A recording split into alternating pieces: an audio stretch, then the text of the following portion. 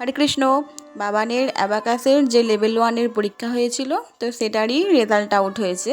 100 নম্বরের পরীক্ষা ছিল, তো 100-র মধ্যে 98 পেয়েছে। আর 2 নাম্বার ও সহজ জায়গাতেই মার খায় বরাবর। তো এই যে প্লাস মাইনাসে ভুল আর ছবি আঁকায় ওইখানে 1 নাম্বার গেছে। তো ওর স্কুলের পরীক্ষাও শুরু হয়ে গেছে।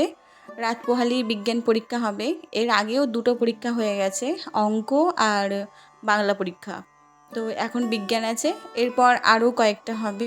তো ওর যে মডেল কোশ্চেন আর অনুশীলনী, তো এর থেকেই একটু কোশ্চেনগুলো লিখে রাখছি, যাতে সকালবেলা ওকে এই খাতাটা দিয়ে দিলে ও লিখে নিতে পারে। আজকে সন্ধেবেলা না আমি তালের ফুলুরি করেছিলাম। তো সেখানে 3টে অতিথি এসেছে।